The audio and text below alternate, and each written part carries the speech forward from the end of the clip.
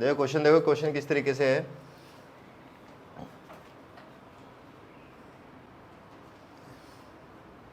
ये दो surfaces frictionless, ठीक है। एक यहाँ पे एक रॉड है ऐसे, इस रॉड की जो लेंथ है वो है 10 मीटर, ठीक है। रॉड की लेंथ क्या है? 10 metre. Let's say this angle is 53 degree, ठीक। लेट्स से ये पॉइंट ए है और ये है पॉइंट बी। अगर ये जो है स्लाइड करना स्टार्ट करे, ठीक है, तो देखो ये ऐसे स्लाइड करेगी, इस तरीके से ऐसे, है ना। तो इसका ये पॉइंट भी चल रहा होगा और ये वाला पॉइंट भी चल रहा होगा। अब मान लेते हैं कि इस पॉइंट की इधर जो वेलोसिटी है ये है 10 metre per second. This is 10 metre per second.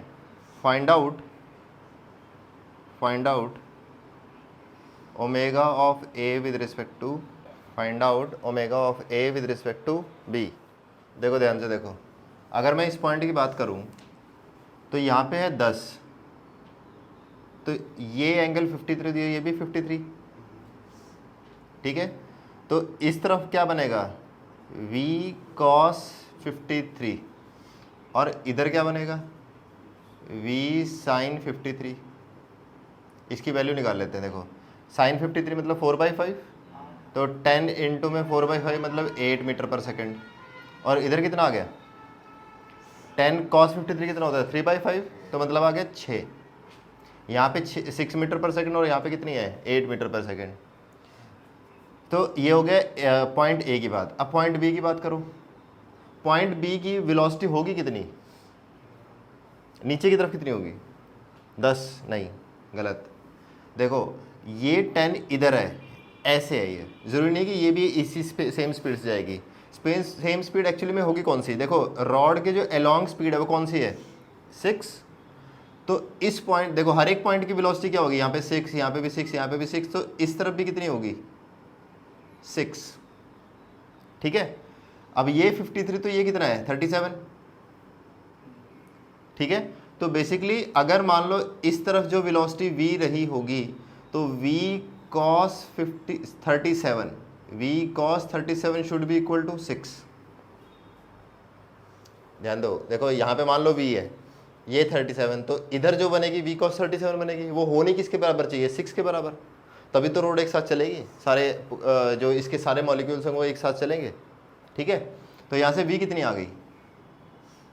cos 37 मतलब 4/5। उधर जाके क्या हो गया? 6 इंटू में 5/4, तो कितना हो गया?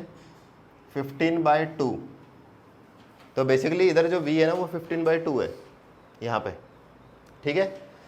इसका ये वाला कंपोनेंट तो आ गया, ये वाला हमें निकालना है, परपेंडिकुलर वाला, ठीक है। ये क्या बनेगा? v sin 37 degree. v sin 37 मतलब 15/2 इंटू में sin 37 बोले तो 3/5, तो कितना आ गया? 9/2। तो बेसिकली यहाँ पे अगर तुम ध्यान से देखो, ये जो b है, ये b जा रहा है इधर 9/2 से और a जा रहा है इधर 8 से। तो velocity of a with respect to b, और वो भी परपेंडिकुलर वाले कंपोनेंट, क्या लिखे गए? 8 ये वाली, अगर ये डायरेक्शन पॉजिटिव तो फिर ये वाली कैसी है? नेगेटिव, अपॉन में r, और यही क्या बनेगा? ओमेगा। और r कितना है? ये पूरी लेंथ, दैट इज 10। तो आंसर क्या आ गया? ये हो जाएगा minus minus plus, 8 to the 16 plus 9 25 by कितना हो गया? 20, ठीक है। तो आंसर क्या आया? 5/4 रेडियन पर second. This is your answer. देखो एक क्वेश्चन और देखो। मान लो दो पार्टिकल हैं, वो एक पॉइंट ए पे है और एक पॉइंट बी पे है। लेट से डिस्टेंस अभी भी दोनों के बीच में कितना है? 10 मीटर, ठीक है। ये टाइड अप नहीं है एक दूसरे से, ये अलग अलग है, ठीक। जो बी है लेट से 37 डिग्री पे जा रहा है 10 मीटर पर सेकेंड से, ठीक है। और ए जो है वो इस तरफ जा रहा है, यहाँ से लेट से 53 डिग्री पे 5 मीटर पर सेकंड पे, ठीक है। निकालना वही अभी भी तुम्हें, omega of A with respect to b, ये 53 है, ये 37 है, ये 10 मीटर पर सेकंड है, ये 5 मीटर पर सेकंड है, दोनों के बीच में गैप जो है वो 10 मीटर का है। Find out omega of A with respect to B.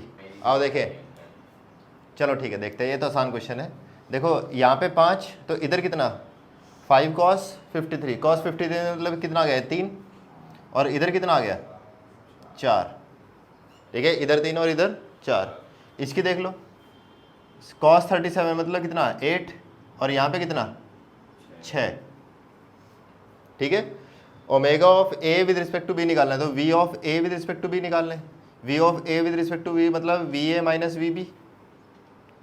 V a कितना है -4 -6, ठीक है, तो ये कितना आ गया -10।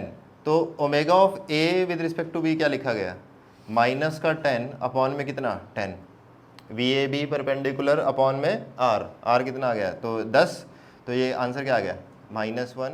एक क्वेश्चन ऐसे देखो, मान लो एक ऑब्जर्वर है, यहाँ पे ऑब्जर्वर पॉइंट ओ पे बैठा है, और सेम पॉइंट से हमने एक प्रोजेक्टाइल को प्रोजेक्ट कर दिया जिसकी वेलोसिटी है 10√2 मीटर पर सेकंड एट एंगल 45 डिग्री पे। 45 डिग्री पे 10√2 वेलोसिटी से हमने क्या कर दिया, इसको प्रोजेक्ट कर दिया, ठीक है। Find out omega. अब देखो कैसे किस पॉइंट पे फाइंड आउट करना, वो देखो, जब इसको तुम प्रोजेक्ट करोगे तो ये कुछ ऐसे जाएगा, इस तरीके से, ठीक है। जो इसका हाईएस्ट पॉइंट होगा, let's say that point is P, इस हाईएस्ट पॉइंट पे यहाँ से देखें तो, ठीक है, ऑब्जर्वर कहाँ से देख रहा है, यहाँ से देख रहा है, और जो तुम्हारा पार्टिकल है वो कहाँ पे है, यहाँ पे। इस पॉइंट पे ओमेगा निकालें with respect to observer. Find out omega at point P with respect to observer. देखो इधर ध्यान दो, अगर मान लो इधर वेलोसिटी जो है वो 10√2 है, तो फिर हॉरिजॉन्टल पे कितनी है 10, और वर्टिकल पे भी कितनी है 10। पहली चीज़, क्योंकि ऑब्जर्वर कांस्टेंट है, ठीक है, तो हमें इसकी वेलोसिटी की तो ज़रूरत नहीं होगी इस पॉइंट पे। तो हम यहाँ पे देखते हैं, इस पॉइंट पे देखो, जब हम हाईएस्ट पॉइंट पे होते हैं तो वेलोसिटी कितनी होती है 0। हाईएस्ट पॉइंट पे वर्टिकल वेलोसिटी क्या हो जाती है 0, और हॉरिजॉन्टल वेलोसिटी रह जाती है, और हॉरिजॉन्टल वेलोसिटी हर जगह क्या रहती है सेम। तो इधर वेलोसिटी क्या आ गई 10 मीटर पर सेकंड, पहली चीज़। अब अगर तुम इसको ध्यान से देखो, इस पॉइंट से अगर तुम डायरेक्ट डिस्टेंस देखोगे तो ये आएगा ऐसे स्ट्रेट लाइन, ये OP क्या बनेगा मेरा, ये बनेगा मेरा R, और ये आएगा कैसे, इसको निकालने के लिए सबसे पहले तुम्हें H पता होना चाहिए, और ये क्या चीज़ है, ये है रेंज का बाय 2, टोटल रेंज तुम निकाल सकते हो। रेंज का फॉर्मूला क्या होता है, u² sin 2θ बाय g, और h का क्या होता है u² sin² θ बाय 2g, ठीक है। तो तुम क्या h भी निकाल सकते हो, यहाँ से देखो तुम्हें u पता है, थीटा पता है, g पता है, h निकाल लो, r निकाल लो, ये आएगा r/2, और ये क्या आएगा h, तो ये कितना आ जाएगा OP। व्हाट इज OP आ जाएगा अंडर रूट में r/2 का स्क्वायर प्लस h², ये h², ठीक है। Let's say this is h, OP आ गया, ठीक है, OP का मतलब r आ गया।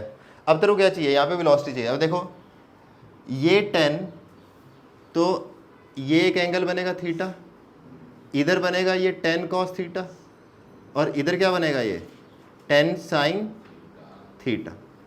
अभी तो थीटा एंगल कैसे निकालेगा, देखो ये थीटा 45 नहीं है, 45 क्या था, ये जो प्रोजेक्शन का एंगल था, ये हम स्ट्रेट लाइन बना रहे हैं यहाँ पे, तो बेसिकली ये भी थीटा ही होगा, ये थीटा तो फिर ये भी थीटा।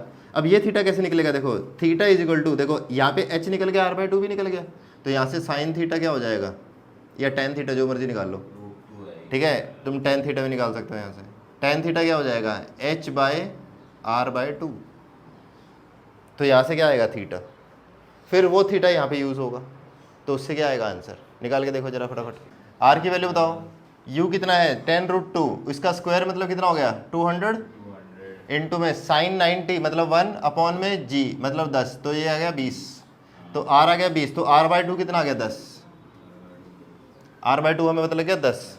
h निकालो, h निकालो मतलब यू स्क्वायर कितना 200 इंटू में साइन 45 का स्क्वायर मतलब 1/2, और यहाँ पे कितना आ गया 20 2g, तो कितना आ गया ये आया 10, ये आया 5, तो ये आ गया 5, तो h 5 है, ये कितना है 10, ठीक है। तो यहाँ से tan थीटा निकालने का कोई फ़ायदा होगा क्या, पहले OP निकाल लेते हैं, देखो OP निकालो, ये कितना आ जाएगा, OP आ जाएगा r/2 मतलब 10 का स्क्वायर प्लस 5 का स्क्वायर, कितना आ गया 125 का अंडर रूट मतलब 5√5, ये मेरा r है, ठीक, r आ गया। अब देखो यहाँ से tan थीटा की कोई डायरेक्ट वैल्यू तो निकलेगी नहीं, एक काम करो तुम sin थीटा ही निकाल लो यहाँ से सीधे ही। sin थीटा क्या आ जाएगा, परपेंडिकुलर अपॉन में हाइपोटेन्यूस, परपेंडिकुलर कितना आया है यहाँ पे 5, अपॉन में हाइपोटेन्यूस कितना आया 5√5, तो ये कट गया, तो sin थीटा की डायरेक्ट वैल्यू आ गई 1/√5। अब 10 इंटू में 1/√5 इज व्हाट, ये परपेंडिकुलर कंपोनेंट, तो ये जो v परपेंडिकुलर आया ये कितना आ गया 10 इंटू में साइन थीटा मतलब √5, ये कितना आ गया 2√5, दिस इज 2√5। तो हमारा ओमेगा क्या लिखा गया, omega of p with respect to observer क्या लिखा गया, v परपेंडिकुलर अपॉन में ये OP, तो v परपेंडिकुलर कितना है 2√5, OP कितना है 5√5, तो आंसर क्या आया 2/5 रेडियन पर सेकेंड। आगे लिखो एंगुलर एक्सेलरेशन, आगे लिखो angular acceleration alpha, angular acceleration alpha, ठीक है। अब देखो हमने अभी तक थीटा की बात कर ली, ओमेगा की बात कर ली, अब हम बात कर रहे हैं अल्फा की। अब अल्फा को हम क्या लिखते हैं, देखो alpha average change in omega upon में चेंज इन टाइम, सिंपल, ठीक है, जैसे पिछले वाला चला था वैसे ये वाला चलेगा। Alpha is equal to delta omega upon में डेल्टा टी, मतलब ये कौन सा है एवरेज, अल्फा एवरेज, एवरेज।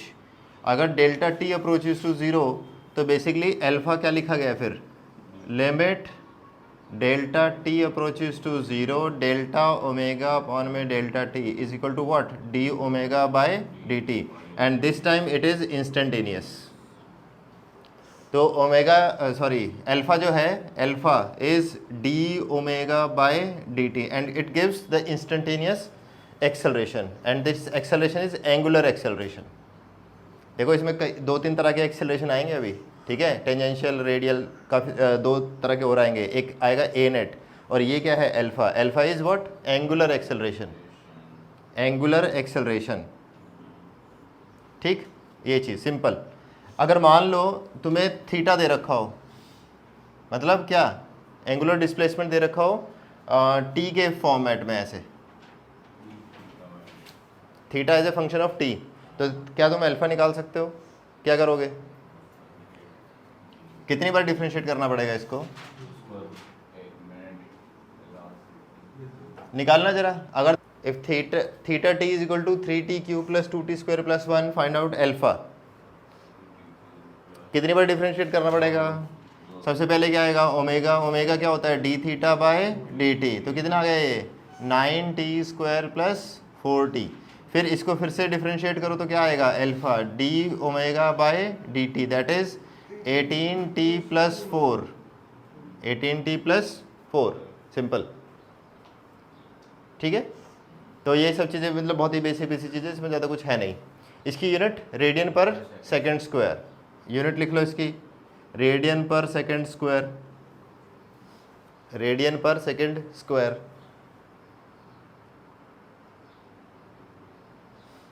ठीक है। इसी के अंदर देखो अगर मान लो जैसे ये हमने एग्जांपल लिया theta as a function of time t, ऐसे ही omega as a function of time t दे रखो तुम्हें, तो इससे क्या तुम अल्फा निकाल लोगे एक बार डिफ्रेंशिएट करके, इससे क्या तुम थीटा निकाल लोगे, कैसे, इंटीग्रेट करके, ठीक है। तो ओमेगा टी दे रखा हो तो वहाँ से अल्फा भी निकल सकता है और थीटा भी निकल सकता है, दोनों चीज़ें निकल सकती हैं। अच्छा, अगर तुम्हें alpha as a time t दे रखा हो तो क्या तुम ओमेगा टी निकाल सकते हो, कैसे निकालोगे, इंटीग्रेट करके। और थीटा कैसे निकालोगे, डबल इंटीग्रेट करके, ठीक है। 2 बार इंटीग्रेट करोगे तो क्या आ जाएगा, थीटा आ जाएगा। 1 बार इंटीग्रेट करोगे तो क्या आ जाएगा, ओमेगा आ जाएगा। सिंपल, कोई ज़्यादा कॉम्प्लेक्स इसके अंदर कुछ है नहीं। अच्छा, जैसे अगर किसी को याद हो एक्सेलरेशन को ऐसे लिखा जाता था वी डी वी अपॉन में डी एक्स, तो फिर अल्फा को कैसे लिख सकते हैं, omega d omega by D theta, D theta लिख लो। ये अल्फा इज ओमेगा इंटू में D omega by D theta, ठीक है। ये चीज़ समझ में आ गई। तो इसका मतलब क्या हुआ कि अगर तेरे को अल्फा थीटा की फॉर्म में दे रखा हो, alpha as a function of theta दे रखा हो, तो क्या तू उससे ओमेगा निकाल सकता है, ठीक है। जैसे एक ट्राई करके देखो, छोटा सा क्वेश्चन दे रहा हूँ ऐसे ही। अगर मान लो अल्फा है theta square plus 2 theta, alpha is theta square plus 2 theta, find out omega. तो देखो अल्फा को कैसे लिख सकते हैं, omega d omega by d theta is equal to theta square plus 2 theta. तो ये बन जाएगा तुम्हारा omega d omega is equal to theta square plus 2 theta into में डी थीटा। इसको क्या कर दो, इंटीग्रेट कर दो। अगर कोई लिमिट दे रखे तो लिमिट लग जाएगी, लेकिन हम बिना लिमिट के निकाल रहे हैं तो यहाँ पे क्या बनेगा, omega square by 2 is equal to theta cube by 3 plus theta square. ये तुम्हारा आंसर है, ठीक है। यहाँ से ओमेगा आ जाएगा, ठीक है। तो this is how you can find all these relation, जो तुम ऑलरेडी पहले पढ़ चुके हो। मतलब सिंपल क्वेश्चन आते हैं इसके ऊपर, तो अगर कोई भी आ जाए तो डिफरेंशिएट इंटीग्रेट करके तुम अपनी कॉमन सेंस लगा के वो चीज़ें निकाल सकते हो, ठीक है। नेक्स्ट लिखो।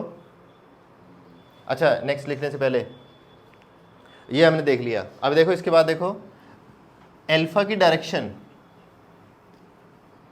इसकी डायरेक्शन क्या होगी। देखो मान लो एक पार्टिकल है ऐसे घूम रहा है इसके अंदर ऐसे इस डायरेक्शन में, ठीक है। तो सबसे पहले तो बताओ थीटा की डायरेक्शन कहाँ पे है, थीटा की डायरेक्शन किधर है, बाहर की तरफ, ठीक है। ओमेगा की डायरेक्शन, ओमेगा की भी बाहर की तरफ। क्यों, क्योंकि ओमेगा की डायरेक्शन कहाँ पे होती है, जहाँ पे थीटा की डायरेक्शन होती है, ठीक है। अब क्वेश्चन ये आ रहा है कि मान लो ये घूम रहा है और इसकी जो वेलोसिटी है वो डिक्रीज कर रही है, वेलोसिटी क्या कर रही है, डिक्रीज कर रही है।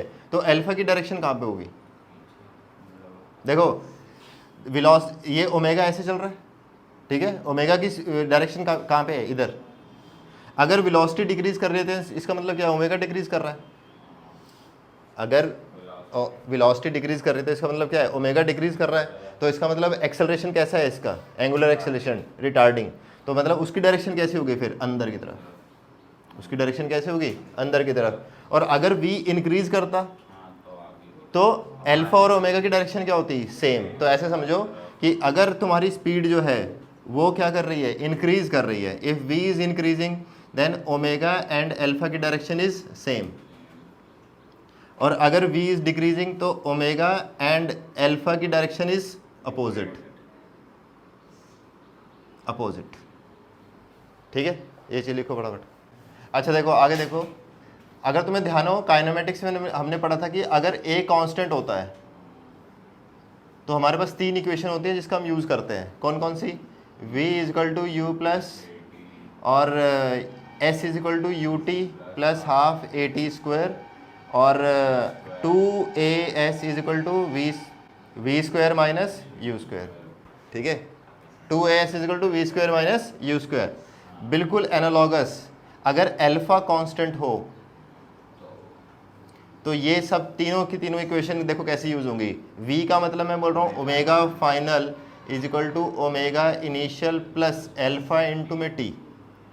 यहाँ पे क्या आ जाएगा, ये theta is equal to omega initial t plus half alpha t square.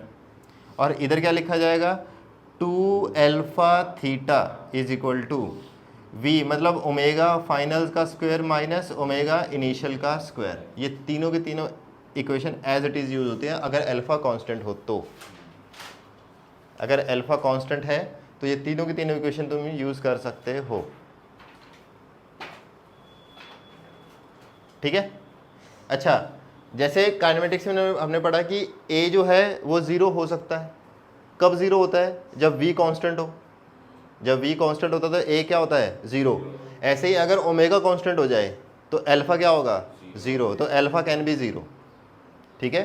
तो alpha is 0 when omega is constant. Omega is constant. देखो आगे एक हेडिंग डालो, हेडिंग डाल लो, आगे एक हेडिंग डालो, unit vectors along the radius and the tangent. Unit vectors along the radius and the tangent. देखो ये समझने के लिए है सबसे पहली चीज़ तो, ठीक है, इसका यूज़ हम अभी करेंगे, लेकिन उससे पहले ये अंडरस्टैंडिंग बनाना ज़रूरी है कि रेडियल और टेंजेंशियल एक्सेलरेशन रेडियल और टेंजेंशियल जो है यूनिट वेक्टर कैसे लिखे जाते हैं। ठीक है। तो देखो ऐसे है, मान लो एक पार्टिकल है जो एक ऐसे सर्कुलर मोशन कर रहा है। ठीक है, ये पॉइंट O है, किसी भी एक पॉइंट P पे। ठीक है, let's say this is making an angle theta. तो मैं क्या करना चाहता हूँ, मैं इसके इस पर्टिकुलर पॉइंट पे दो यूनिट वेक्टर लिखना चाहता हूँ। एक तो रेडियल होना चाहिए और एक कैसा होना चाहिए? टेंजेंशियल। रेडियल का मतलब क्या है? ये रेडियस के अलोंग, और टेंजेंशियल का मतलब क्या है? इसके टेंजेंट। मेरा एम क्या है यहाँ पे? ये इसको और इसको दोनों को एज ए यूनिट वेक्टर मेरे को लिखना है। ठीक है, अब देखो कैसे लिखूंगा मैं। ये एक्स एक्सिस हो गया, ये क्या हो गया? Y axis. ये ओ है, ये थीटा है। तो अगर तुम ध्यान से देखो, अगर ये बिल्कुल इसके पैरेलल ड्रॉ कर दो तो ये भी थीटा।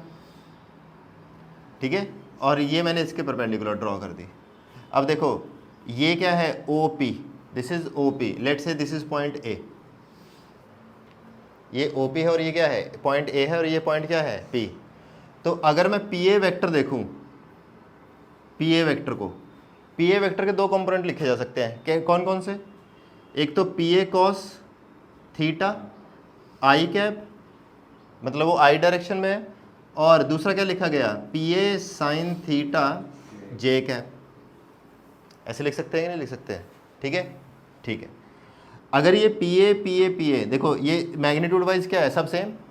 ठीक है, इसकी जगह पे मैं क्या लिख सकता हूँ? इसका एक यूनिट वेक्टर लिख सकता हूँ। ठीक है, यूनिट वेक्टर कैसे लिखा जाएगा? देखो इसको लिखते हैं ई रेडियल ऐसे। तो वो क्या हो जाएगा? Cos theta i cap plus sine theta j cap. देखो इसका मैग्नीट्यूड निकाल के देखो, मैग्नीट्यूड क्या आएगा? अंडर रूट में cos square theta plus sine square theta, वो क्या आ जाएगा? 1। तो इसका मैग्नीट्यूड क्या है? 1। डायरेक्शन क्या है? कॉस थीटा आई और साइन थीटा जे। ठीक है, तो ये समझ में आया कि ई जो आर है, E R is what? Radial, क्या है? Radial unit vector of this point P. ये चीज़ समझ में आई कि नहीं आई? ठीक है, अब देखो, अब हमें क्या लिखना है? हमें टेंजेंट के अलोंग जो है वो क्या लिखना है? यूनिट वेक्टर लिखना है। अब देखो कैसे लिखेंगे, देखो ये थीटा, तो ये 90 माइनस थीटा, तो फिर ये क्या है? थीटा। तो इधर जो लिखा जाएगा वो कॉस थीटा कंपोनेंट, और इधर क्या लिखा जाएगा? Sine theta component. तो देखो इधर देखो, इसको देखना ध्यान से। Let's say this is B, तो मैं पी बी अगर लिखूं, पी बी, तो मैं क्या लिखूंगा? P B cos theta j cap. देख मैंने जे कैप लिखा है क्योंकि वो मैं अलोंग इस तरफ ले रहा हूँ, देख। ठीक है, और ये कौन सा कंपोनेंट हो गया? साइन थीटा, लेकिन ये माइनस के साथ है, देख, क्योंकि इधर पॉजिटिव तो फिर इधर negative, minus p b sine theta i cap. ये चीज़ समझ में आई?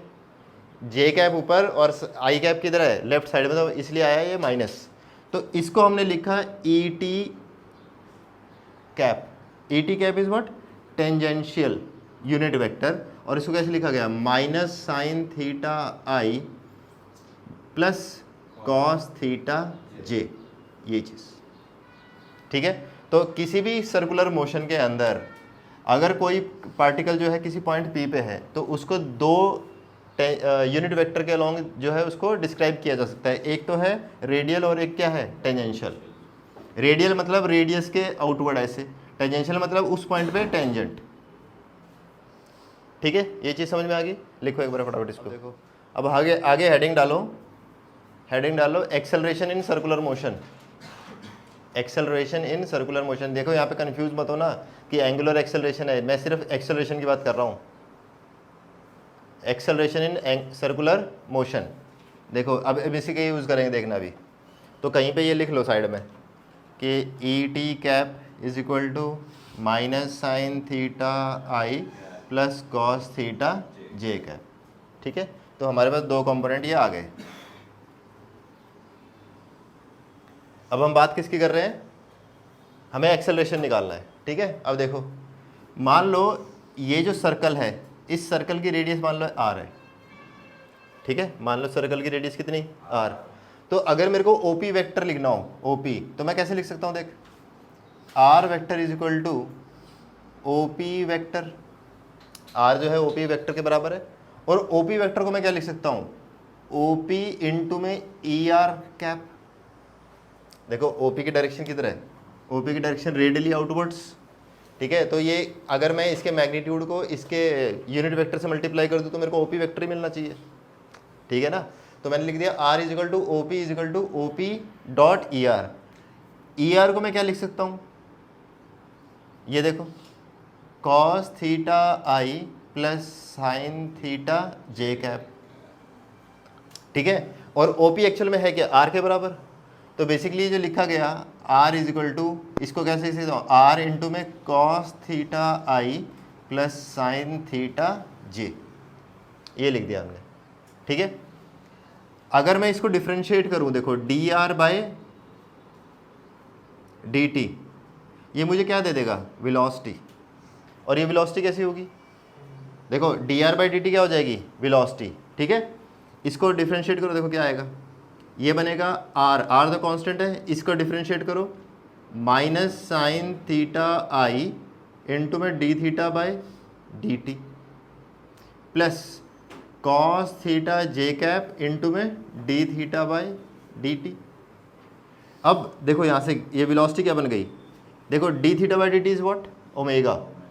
ये आर ओमेगा, ओमेगा बाहर आ गए तो ये क्या बन गया, r omega minus sine theta i plus cos theta j cap. ये चीज़ समझ में आएगी नहीं आई, ये आ गया वेलोसिटी आर ओमेगा। और ये देखो, अब देखो यहाँ पे एक चीज़ का ध्यान दो, आर तो हमेशा कांस्टेंट है, क्या ओमेगा वेरिएबल हो सकता है, यस, और थीटा भी वेरिएबल है। तो अगर मैं इसको फिर से एक बारी डिफ्रेंशिएट करना चाहूँ तो ये बन जाएगा d v by d t, और ये क्या बन जाएगा, एक्सेलरेशन। ये क्या बनेगा, एक्सेलरेशन। इसको फिर से डिफ्रेंशिएट करो, देखो ये दो वेरिएबल है, यहाँ पे डिफ्रेंशिएट करने जाएंगे तो कैसे करेंगे, देखो आर इंटू में एक बार तो इसका डिफ्रेंशिएशन, ये एज इट इज, ठीक है, प्लस ये एज इट इज, और इसका डिफ्रेंशिएशन। इसका डिफ्रेंशिएशन क्या होगा, देखो minus cos theta i cap into में d theta by d T. ठीक है, फिर यहाँ पे क्या आ गया, minus minus sine theta i cap D theta by d T. यहाँ पे जगह कम बच गई, जगह ऐसे लिख दिया मैंने। ठीक है, अब देखो इसको कैसे लिखेंगे, what is d omega by d t, alpha. तो ये क्या बन गया, r alpha minus sine theta i cap plus cos theta j cap. और इधर से क्या बन गया, देखो what is d theta by d t, omega, और ओमेगा फिर से कॉमन आया तो यहाँ पे क्या बन गया, आर ओमेगा स्क्वायर। ये आर ओमेगा स्क्वायर साथ में क्या आ गया, माइनस, माइनस दोनों तरफ है, कॉमन ले लेते हैं तो यहाँ पे आ गया माइनस, और अंदर क्या बन गया, cos theta i cap plus sine theta j cap. ठीक है, अब देखो ध्यान से, ये वाला कौन सा कंपोनेंट है, ई टी कंपोनेंट, और ये वाला कौन सा कंपोनेंट है, ई आर कंपोनेंट। मतलब ये क्या है, रेडियल, और ये क्या है, टेंजेंशियल। ठीक है, इसका मतलब देखो क्या हुआ कि जो एक्सेलरेशन लिखा गया, ये acceleration, this acceleration is equal to r alpha e tangential plus, sorry minus r omega square e radial. तो इसका मतलब क्या है कि जब भी पार्टिकल जो है सर्कुलर मोशन करता है तो उसके पास दो एक्सेलरेशन होते हैं। कौन कौन से? एक तो टेंजेंशियल और एक रेडियल। टेंजेंशियल मतलब ये वाला आर एल्फा, और रेडियल मतलब कौन सा? R omega square. इस आर ओमेगा स्क्वायर की डायरेक्शन हमेशा क्या होगी? नेगेटिव। नेगेटिव मतलब क्या? बाहर नहीं, अंदर की तरफ। तो ए आर हमेशा कैसे लिखा गया? ऐसे। और ए टी कैसे लिखा गया? ऐसे। This is A T.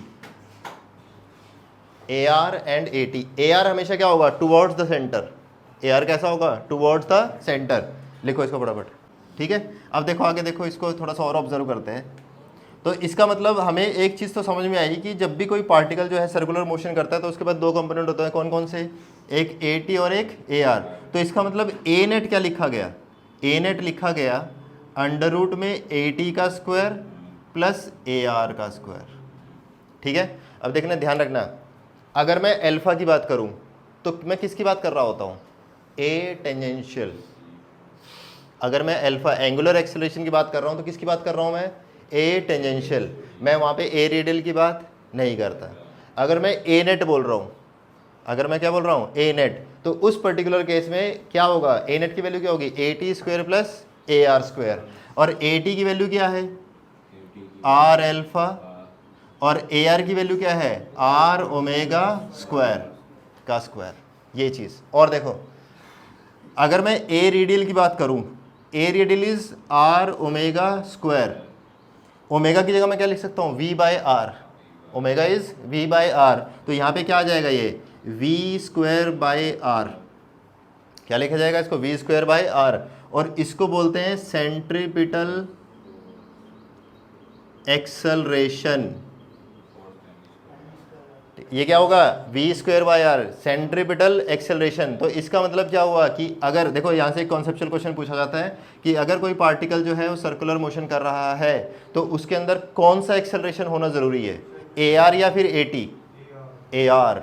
अगर ए आर ही नहीं होगा तो सर्कुलर मोशन होने वाला नहीं है। तो सर्कुलर मोशन होने के लिए A R is mandatory. A R zero कभी नहीं हो सकता। A R can not be zero if a particle is moving in a circular motion. क्या ए टी जीरो हो सकता है? क्या ए टी जीरो हो सकता है? किस केस में हो सकता है? देखो देखो, ए टी क्या लिखा गया है? Are alpha.